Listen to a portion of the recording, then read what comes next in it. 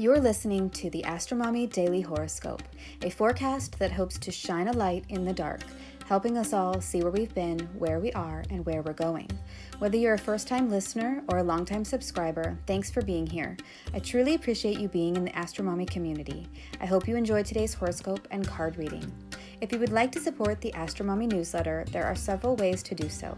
Subscribe on Substack, share it with a friend, schedule a reading, check out my family's Etsy shop, Metaphysical Flamingo, or just leave a tip.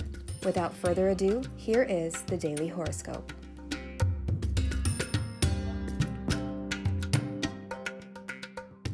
The complexity of life continues. Mercury enters shadow and Venus sextile Neptune. Daily horoscope for Friday, April 7th, 2023. Good morning, friends. Last year, every time Mercury went retrograde, we had truck troubles. And this year, Mercury enters shadow today, and 2 days ago, our truck broke down again. Could this be an indication of what's to come this year? What I find really interesting is that our truck stalled right in front of the mechanic shop closest to our house. Mercury retrogrades are classically associated with machine and technology issues, and yes, troubles with automobiles, buses, trains, and even bicycles are common too. So this should be interesting from an astrological perspective anyway. Okay, let's get into the astrology. As I said, today Mercury enters its shadow period at 8:02 a.m. Eastern Time, when he reaches the degree to which he will retrograde back to of 5 degrees Taurus 51 minutes during its next retrograde cycle. So the next couple of weeks marks a time when we start to see glimpses of what's to come during the retrograde. Mercury will station retrograde on April 21st, 2023 at 15 degrees Taurus 36 minutes, 2 days after the hybrid solar eclipse at 29 degrees of Aries. Mercury will also enter into a partile sextile to Mars today, once it reaches 6 degrees. This transit will be exact on Saturday. Venus is forming a sextile to Neptune today at 1:57 p.m., when they both reach 25 degrees 57 minutes of Taurus and Pisces, respectively. And the moon is in the midst of forming trines to Saturn this morning and then to Mars in the afternoon, while in the middle she will be conjoining the South Node in Scorpio, thus opposing the North Node in Taurus and Mercury. So there is a lot of harmonious energy today that can be utilized, as well as some hard aspects that may underline our motivations. So let's look at these events in chronological order to see how the story may unfold.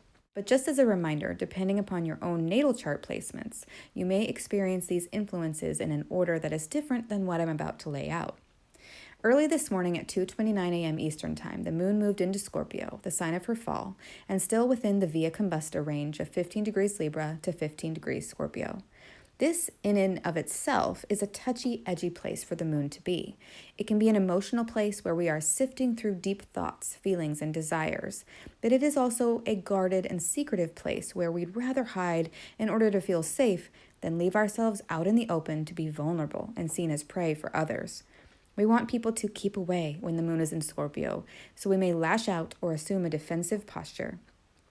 Right after her ingress, the moon forms a square to Pluto in Aquarius, bringing out the yucky deep stuff we don't always want to explore and rummage through, yet we can't help ourselves like a warthog at the dump. Moon Pluto in a hard square aspect to each other can be painful and represent a crisis point where transformation takes place, but it's often the ugly, messy kind. Hidden truths are revealed in the refuse of our souls to be reborn into a more authentic expression of what's real. This morning at 8:43 a.m. Eastern Time, the moon forms a trine to Saturn in Pisces when she reaches 3 degrees Scorpio 22 minutes. This could represent some serious feelings, but on the more constructive side. After her hard aspect with Pluto, this trine with Saturn reminds me of the classic scene in the movie 16 Candles, where Samantha, is upset about the boy she likes because she feels like he doesn't know she exists, right? And there's this sweet moment when her father comforts and consoles her, and they have a really good talk, and she feels better afterward. So this transit could represent a fatherly figure or an older, wiser person coming to comfort and console. At 9:52 a.m., the moon conjoins the South Node in Scorpio, intensifying her fears of failure, loss, and discontent. This is an important moment not to give up.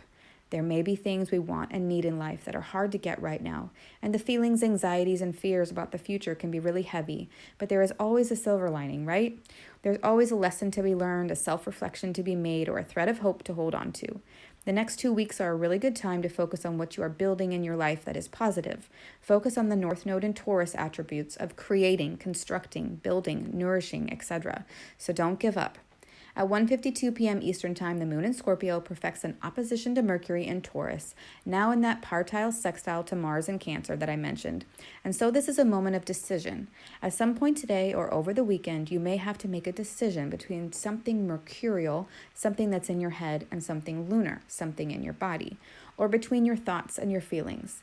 There may be a decisive moment where you are figuring out what you need to be building, creating, and constructing in a logical and rational way versus what you feel about the situation. And with these two planets being personal planets that both have to do with our environments and circumstances, this could be a really important decision. So be aware of these archetypal energies at play today. Then Venus in Taurus forms a perfect sextile to Neptune in Pisces at 1:57 p.m. Eastern Time. And this represents good fortune and things Neptunian, like music, art, theater, dance, etc. So it can indicate really pleasant experiences, good food, uplifting interactions, spiritual inspirations, and creative dreams. This energy will permeate the weekend and last until Monday when Venus separates from the 3 degrees of engagement with Neptune. So this is a really nice transit to have on a holiday weekend. We can use this harmonious energy to have a good time creating things and beautifying things that contribute to our futures in a positive way. Then at 2:42 p.m., the moon forms a trine to Mars in Cancer, and this represents passion, desire, and energy flowing easily and without hindrance. And because Mars is in the moon sign and the moon is in Mars's sign, traditionally Mars ruled Scorpio, there's a mutual reception that makes this a constructive, harmonious aspect rather than a destructive and challenging one. This is what you want with Mars, right? You want to harness the drive and force in a way that nurtures and supports you. So this energy is very positive for getting things done that make you feel more comfortable and having the passion and drive to do so. And finally, on Friday night at 10:38 p.m. Eastern Time, the moon in Scorpio forms a sesquiquadrate to Neptune in Pisces. This could mean that at the end of the day, there are things that you've gotten started, but you have to wait for the final outcome to take place. Waiting can be frustrating, so just have patience. Your dreams are coming. Let's move on to the card for the day. What is the guidance for today? 6, the Lovers. On this card, as described by Bridget Esselmont, best-selling author of Everyday Tarot and founder of biddytarot.com, we see, quote, a naked man and woman standing beneath the angel Raphael, whose name means God heals and represents both physical and emotional healing. The angel blesses the man and woman and reminds them of their union with the divine. The couple stands in a beautiful, fertile landscape reminiscent of the Garden of Eden. Behind the woman stands a tall apple tree with a snake winding its way up the trunk. The serpent and apple tree represent the temptation of sensual pleasures that may take one's focus away from the divine. Behind the man is a tree of flames, which represents passion, the primary concern of the man. The 12 flames suggest the 12 zodiac signs, the symbol of time and eternity. The man looks to the woman, who watches the angel, showing the path of the conscious to the subconscious to the superconscious, or from physical desire to emotional needs to spiritual concerns. The volcanic mountain in the background is rather phallic, and it represents the eruption of passion that happens when man and woman meet in full frontal nudity, unquote. The Lover's card represents a beautiful romantic relationship that is built on open communication, a cosmic connection, and raw honesty.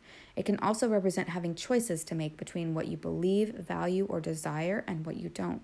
The Lover's card is also about unifying the dual natures of our psyche, our feminine, introverted, and receptive sides with our masculine, extroverted, and outgoing sides, bringing two things together that are on opposite ends of the spectrum in a way that creates something whole and beautiful from which love can flow freely. I think this is a very interesting card to pull on a day when Venus and Neptune are forming a harmonious aspect, because it reinforces that there is an opportunity for love, divine connection, or an idealized romantic situation. This could also be a love affair with art, music, poetry, theater, or food, any of the creative outlets for the Venusian and the Neptunian energy. As the card for the day, I believe this is saying that we have a choice this weekend to use this amazing energy to create beautiful things, relationships, and experiences, and if we choose to use the energy in a constructive and harmonious way, sacred flowers will bloom.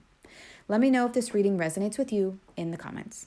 I hope this is helpful. Until tomorrow, AstroMommy. Thanks for reading or listening to the Daily Horoscope. Quick links and resources can be found at the bottom of the newsletter. Today's card was pulled from the A.E. Waite Holographic Tarot, available on Amazon. If you seek seek knowledge and enlightenment, the AstroMommy Newsletter may be right for you.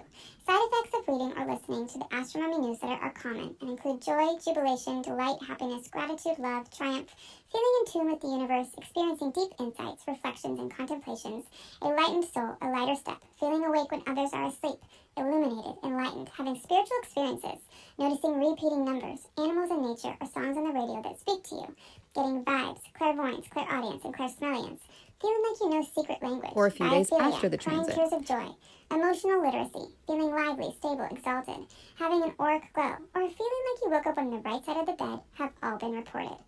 If you purchase anything through the affiliate links that I provide in the newsletters, I will make a very small commission. Thanks for listening.